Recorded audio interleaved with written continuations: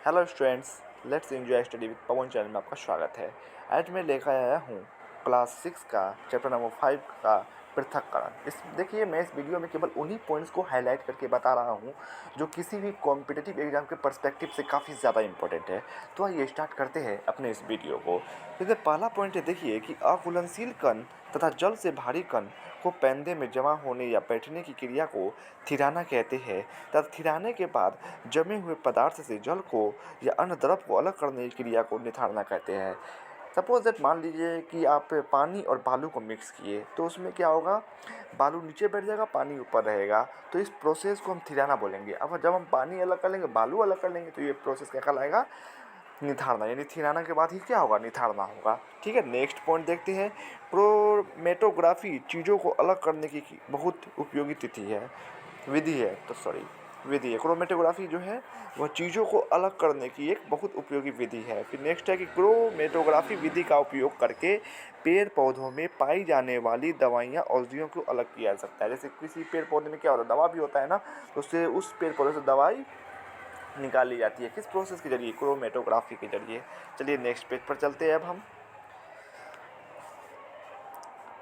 Chess threshing. Threshing क्या होता है कि भूसों से अनाज अलग करने की विधि को हम क्या बोलते हैं, थ्रेशिंग बोलते हैं। बाकी सब प्रोसेस आपको देख लीजिए, पता ही है, इसलिए मैंने हाईलाइट नहीं किया उसे।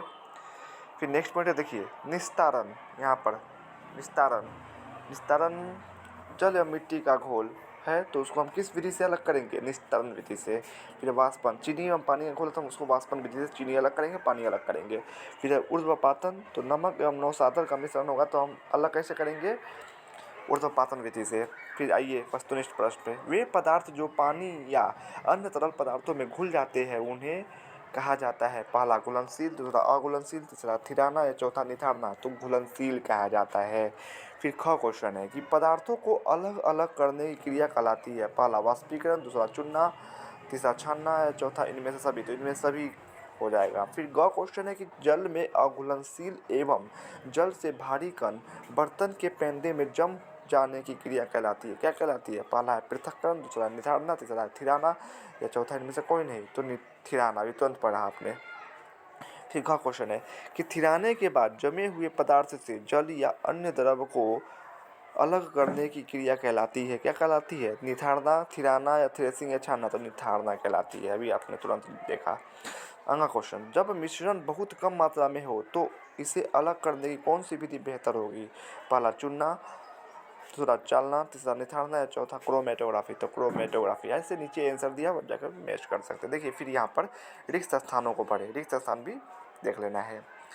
इसमें पहला क्वेश्चन है, गेहूं के दानों को भूसियों से अलग करने की विधि डैश कहलाती है, तो थ्रेशिंग कहलाती है। ख क्वेश्चन है, समुद्र के जल से नमक डैश विधि द्वारा प्राप्त की जाती है, तो वाष्पीकरण विधि द्वारा प्राप्त की जाती है। ग क्वेश्चन है कि चाय की पत्तियों को चाय से अलग करने की क्रिया डैश कहलाती है, यानी छानना कहलाती है। घ क्वेश्चन है, क्रोमेटोग्राफी का उपयोग पेड़ पौधों में पाई जाने वाली दवाइयों को डैश करने में किया जाता है, तो अलग करने में किया जाता है। आइए नेक्स्ट पैराग्राफ पे चलते हैं।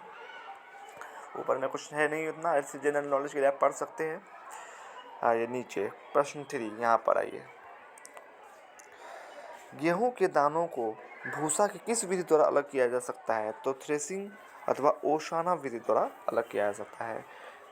प्रश्न 6 में आइए, दूध से मक्खन को किस विधि द्वारा अलग किया जा सकता है। काफ़ी इंपॉर्टेंट पॉइंट है वही एग्जाम के पर्सपेक्टिव से। तो दूध से मक्खन को अलग करने की विधि कहलाती है मंथन विधि द्वारा अथवा मिक्सी द्वारा अलग किया जा सकता है। तो इस पेज में इतना ही था इंपॉर्टेंट पॉइंट्स। नेक्स्ट पेज पर चलते आइए फिर देखते हैं वस्तुनिष्ठ प्रश्न पर।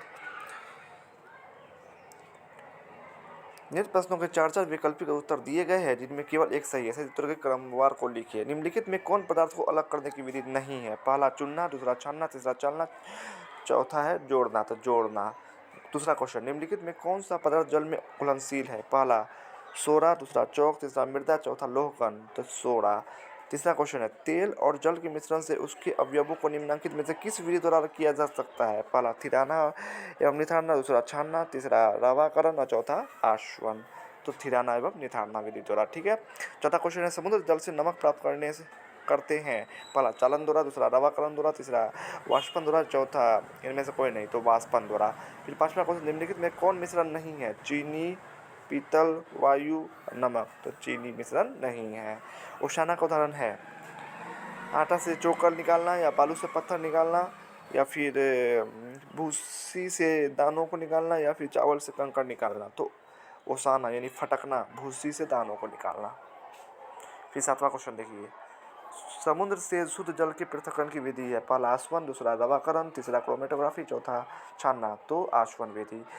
चालन का व्यवधान है, पहला चावल से कंकड़, दूध से मक्खन, आटा से चोकर, जल से बालू। तो चालन से क्या करते हैं, आटा से चोकर निकालते हैं। फिर है देखिए, रिक्त स्थानों को पूर्ति कीजिए।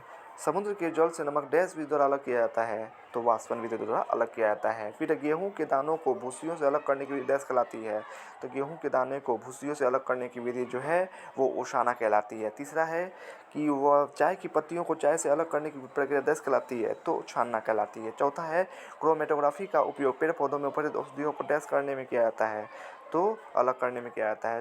5वां क्वेश्चन, तुलसी, नीम, चिरैता आदि पेड़ों से डैश बनती है, दवाइयाँ बनती है। फिर देखिए, कॉलम अ का मिलान कॉलम ब से करें, यानी ए का मिलान बी से करें। बालू एवं जल, 1 का क्या हो जाएगा, यानी छानना विधि द्वारा हम अलग कर सकते हैं। 2 नमक एवं जल, नमक एवं जल को हम वाष्पीकरण विधि द्वारा अलग अलग कर सकते हैं। तीसरा है दूध एवं मक्खन, दूध से मक्खन को अलग कर सकते हैं हम मंथन विधि द्वारा। चौथा है तेल और जल, तेल और जल को हम अलग कर सकते हैं पृथक्करण कीप द्वारा। 5वां है लौहपूर्ण एवं गंधक, लौहचूर्ण एवं गंधक को अलग कर सकते हैं हम चुंबकीय पृथक्करण। तो वीडियो कैसा लगा कमेंट्स में ज़रूर बताइएगा। अगर वीडियो अच्छा लगा हो तो प्लीज़ प्लीज़ प्लीज़ मेरे चैनल को सब्सक्राइब करें और हाँ, बेल आइकन ज़रूर प्रेस कर देना, ताकि जब भी मैं अपना कोई वीडियो बनाऊँ तो उसका नोटिफिकेशन सबसे पहले आपको मिले और उस वीडियो को देख सके। Thanks for watching.